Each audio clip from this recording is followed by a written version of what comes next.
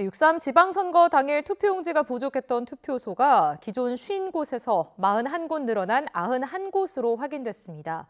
선관위는 사태의 심각성을 확인하고 투표용지 부족 사태의 원인과 책임 규명을 위한 투표지 부족 사태 진상규명위원회를 운영하기로 했습니다. 백종규 기자의 보도입니다. 6.3 지방선거 당일 서울 잠실 7동 제2투표소는 밤 늦게까지 아수라장이었습니다.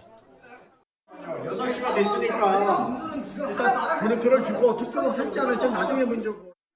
선관위는 지금까지 투표용지가 실제 부족했던 투표소가 전국에서 모두 91곳으로 집계됐다고 밝혔습니다. 지난 5일 기준 50곳에서 사흘 사이 무려 41곳이나 더 늘어난 겁니다. 투표용지 부족으로 잠시라도 투표가 중지됐던 곳도 22곳에서 26곳으로 역시 4곳이 증가했습니다. 시간이 갈수록 선관위의 투표관리 부실 규모는 늘어날 것으로 보이는데 4년 전 대선 당시 소쿠리 투표에 악몽을 잊기도 전에 재현된 참사에 정치권에선 사실상 선관위 해체 수준의 개혁 방안도 본물 터지듯 나오고 있습니다.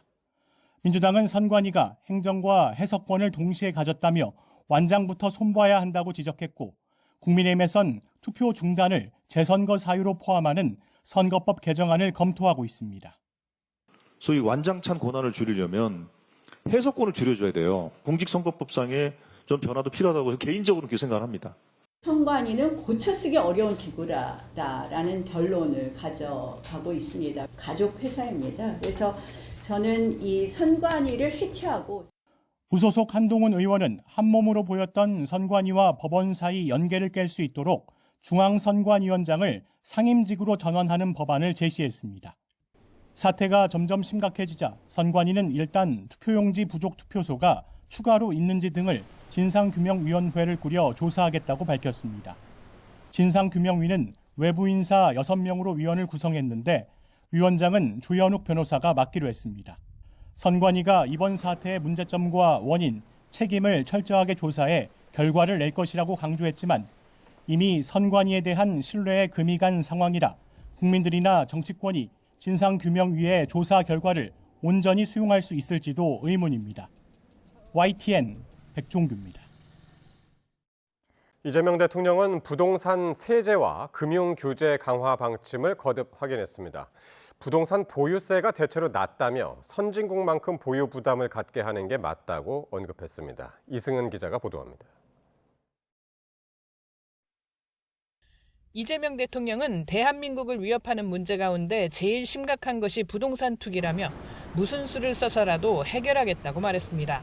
그러면서 투자나 투기 목적 부동산에 대한 보유세 인상 의지를 재확인했습니다. 우리나라의 보유세가 대체로 낮습니다. 그래서 많이 사모아도 부담이 별로 없어요. 서구 선진국이 하는 것만큼의 보유 부담을 갖게 하는 게 맞겠다. 그러면서 투기용 주택을 좀 내놓으면 엄청난 공급 여력이 있다고 강조했습니다. 또 부동산을 오래 갖고 있다고 세금을 깎아준 것은 투기 권장 사회였다고 말했습니다. 이와 함께 가계빚이 2천조 원에 육박한 점을 언급하며 금융과 공급을 아우르는 전방위적 대책을 예고했습니다. 세제, 금융, 규제, 공급 이런 것들을 정리해서 조만간에 정리를 해서 한꺼번에 하려고 합니다. 어차피 세제 문제는 7월 달이 돼야 아마 가능할 거고요. 이 대통령은 최근 부동산 시장 현안인 전세난과 관련해서는 정상화 과정이라고 언급했습니다.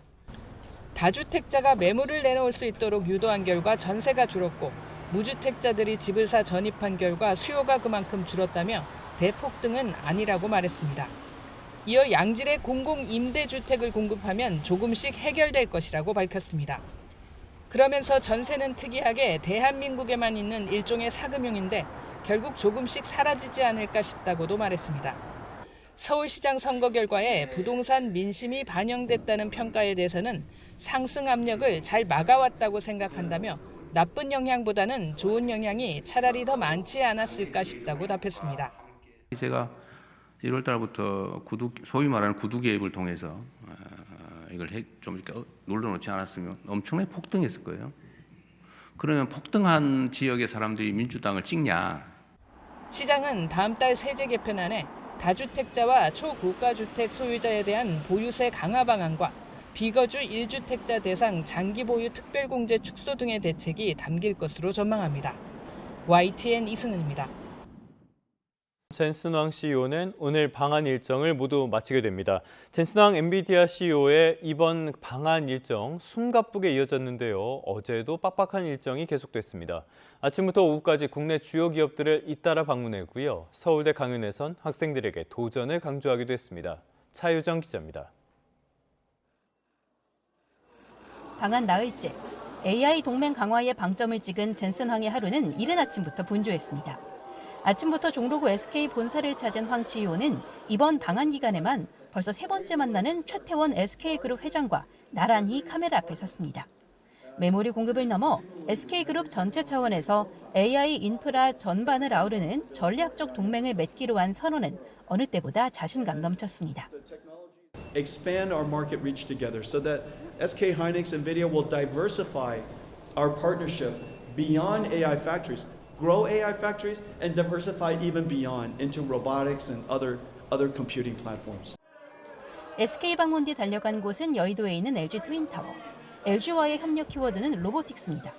황 CEO는 구광모 LG그룹 회장과 만나 엔비디아의 AI 칩과 LG의 로봇 기술을 접목해 AI 전반에 거쳐 협력을 확대해 나가기로 했습니다. 서울대를 찾아 미래 AI 인재들과의 소통 시간도 빼먹지 않았습니다. 학생들은 주차장에서부터 황 CEO를 연호했는데 흡사 글로벌 스타를 맞이하는 팬미팅 분위기였습니다. 연단에선 황 CEO는 학생들에게 AI와 로봇이 산업 전반을 바꾸는 지금이 가장 큰 기회라는 점을 강조했습니다. I am so jealous of you because you're graduating at exactly the right time, armed with incredible technology. It's a great opportunity for you to shape this technology, to apply this technology, to take advantage of this technology. 농담을 섞어가며 연설하던 황 CEO가 유머 감각을 발휘해 자신을 K 젠슨이라고 불러달라고 너스레 떨자 뜨거운 환호성이 터져나오기도 했습니다. When I left this morning, I was just Jensen. Now, I am K Jensen. Yes. So next time I come back, call me K Jensen. 피지컬 AI를 고리로 협업 중인 현대차의 사옥에 들러 정의선 회장을 만난 뒤엔 대규모 AI 인프라를 함께 구축하기로 한 네이버에 들러 다양한 협력 방안을 논의했고 대한민국 기업들을 만나주시면서 우리 문화와 우리 기업들을 전 세계에 많이 알려주시기도 하시고 그래서 굉장히 고통받자드리고요. 앞으로 젠슨왕과 제가 삼겹살 먹을 때는 항상 제가 써본 걸로. 배경훈 과학기술정보통신부 장관과의 회동 뒤엔 국내 AI 스타트업 벤처기업 관계자들과 파트너 방안을 논의하며 막바지 일정을 마무리한 황 CEO. 미래 AI 생태계의 핵심 파트너로 지목한 한국에서의 시간이 아까운 듯 방한 첫날부터 막바지까지 수음 가쁜 일정을 소화한 황 CEO의 이번 비즈니스 여정은 AI 강국으로의 발돋움을 준비하고 있는 우리나라에 적지 않은 여운을 남겼습니다. YTN 차유정입니다. 이번 북중 정상회담에선 비핵화에 대한 언급은 없었습니다. 대신 협력 강화에 방점을 찍으며 북중 관계를 전략적 동반자 수준으로 끌어올리는 데 뜻을 모았는데요. 서방에 맞서 중국 중심의 연대를 강화하는 모습을 보여주려 했다는 평가입니다. 박영진 기자가 보도합니다. 7년 만에 평양을 찾은 시진핑 주석은 양국의 전략적 소통과 협력을 강조했습니다. 我愿同总书记同志一道，以这次访问为契机，加强对新时期中朝关系的顶层设计和战略指引。 김정은 위원장도 시 주석의 첫 해외 방문지가 평양이라는 점을 언급하며 양국 관계가 흔들림 없이 유지되고 있음을 과시했습니다. 그 어떤 국제 정세의 격변 속에서도 역사의 검증을 받은 조중 친선 관계가 얼마나 공고한가를 다시 한번 과시하게 될 거라고 생각합니다. 시진핑 주석은 외교와 법 집행, 군대 분야의 교류를 강화해 나가겠다고 밝혔고 국경 통상구 전면 개방과 인적 교류, 경제무역 협력 확대도 제안했습니다. 김정은 위원장도 화답했습니다. 북중 관계가 북한의 제1 전략 사업이라고 강조하며 하나의 중국 원칙에 대한 확고한 지지도 재확인했습니다.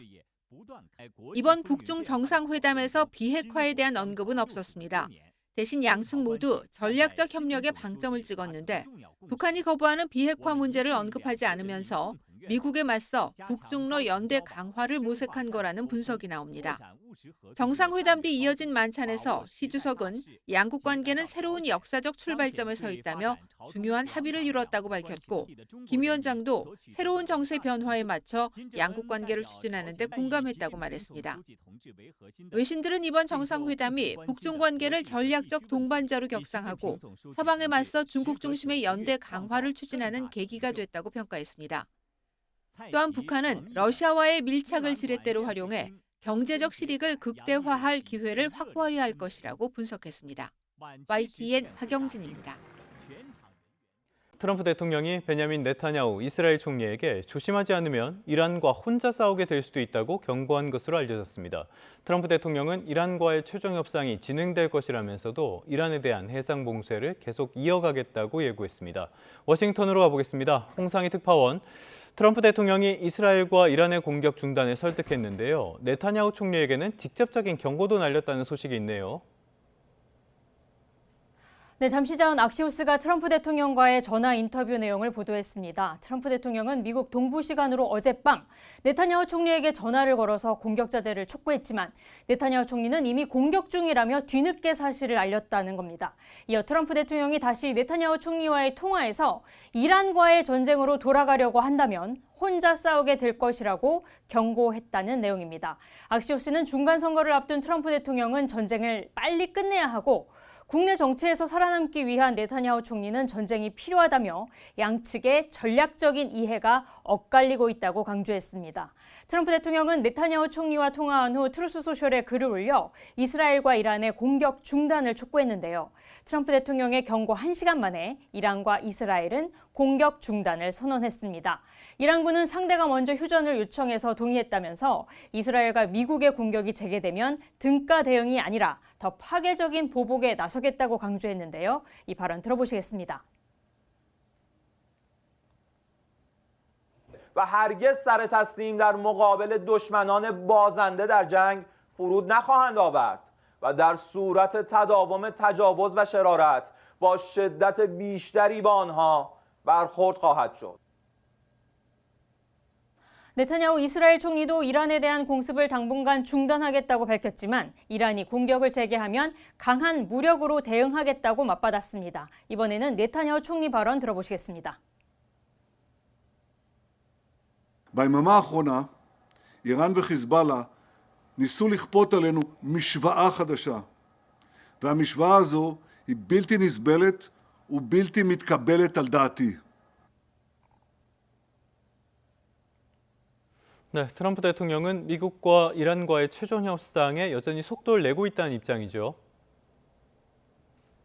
네, 트루스 소셜에 올린 거에서 무지와 어리석음의 방해를 받지 않는 한 최종 협상은 진행될 거라고 말했습니다. 앞서 트럼프 대통령은 이란과의 종전 협상이 타결에 근접했다면서 현지 시간으로 오늘이나 내일, 수요일까지는 합의에 도달할 가능성이 있다고 밝혔죠. 11일 북중미 월드컵 개막 전에 종전 양해각서에 합의하려는 강력한 의지를 보인 건데요. 트럼프 대통령은 오늘도 상황이 빠르게 진전될 거라며 협상 타결에 대한 기대감을 나타냈습니다. 하지만 최종 협상 타결까지 이란에 대한 해상 봉쇄는 계속해서 최대 효과를 내겠다고 강조했는데요. 관련 발언 들어보시죠. The blockade is unbelievable. There's never been a blockade like that. The Navy is We have the greatest military anywhere in the world. There's never been a military like it.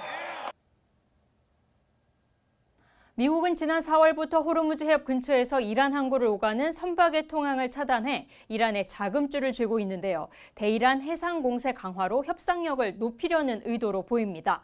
미 중부사령부는 오늘 X에 올린 글에서 해상 봉쇄를 뚫으려고 시도하던 팔라우 국적 유조선을 공습해 무력화했다고 밝혔는데요. 오만만의 국제수로를 통해서 이란으로 향하던 유조선이 미군의 지시를 따르지 않아서 정밀 유도탄으로 공격을 했고, 이 뉴욕타임스는 선박 화재로 승무원 전원이 대피했다고 전하기도 했습니다. 11월 중간선거를 앞두고 이란 전쟁이 100일을 넘어서면서 2달간의 휴전 연장, 또 비핵화 협상을 골자로 한 양해각서 합의에 총력을 다하는 모습입니다. 우려했던 이란과 이스라엘의 전면전 위기는 막았지만 이란의 핵무기 개발 포기와 농축 우라늄 처리, 또 동결자금 해제 요구 등 핵심 쟁점에서 합의가 도출될 수 있을지는 미지수입니다. 지금까지 워싱턴에서 전해드렸습니다. 네, 끝으로 출근길 날씨 살펴보겠습니다. YTN 야외 스튜디오 연결합니다. 원희다 캐스터. 네, 원희다입니다. 네, 어제에 이어서 오늘 아침도 조금 서늘한 것 같던데요. 지금 바깥 공기 어떻습니까? 네, 오늘 아침 최저 기온이 대부분 15도 안팎까지 내려가 어제보다 또 예년보다 낮았습니다. 출근길 선선함을 넘어 다소 서늘하게 느껴질 수 있어 나오실 때 얇은 겉옷 하나 챙기시는 게 좋겠습니다. 네, 요즘 낮에도 심한 더위는 없는데요. 오늘도 그럴까요? 네, 그렇습니다. 다만 어제보다는 기온이 오르겠습니다. 오늘 서울이 한낮에 28도, 광주가 30도까지 올라 이맘때 초여름 더위가 나타나겠습니다. 그럼 자세한 전국 날씨 살펴보도록 하겠습니다. 오늘 고기압의 영향권에서 전국적으로 맑고 파란 하늘이 드러나겠습니다. 다만 강원 남부와 산간, 경북 북동 산간에는 오후 한때 5mm 안팎의 요란한 소나기가 예상됩니다. 오전 8시를 향해 가는 지금 현재 서울 기온은 17.4도, 강릉 15.6도를 보이고 있습니다. 한낮에는 어제보다 2도에서 많게는 7도가량 높겠는데요. 서울 28도, 대구 29도, 광주 30도까지 올라 일교차가 크게 벌어지겠습니다. 당분간 심한 더위는 주춤하겠고요. 내일은 경기 북부와 강원 일부 지역에 비가, 모레는 중서부 곳곳에 소나기가 지날 전망입니다. 오늘 낮 동안 뜨거운 볕이 내리쬐며 전국적으로 자외선이 무척 강하겠습니다. 특히 남부 일부 지역은 자외선 지수가 위험 수준까지 치솟을 것으로 보여 주의가 필요하겠습니다. 지금까지 YTN 원희다입니다.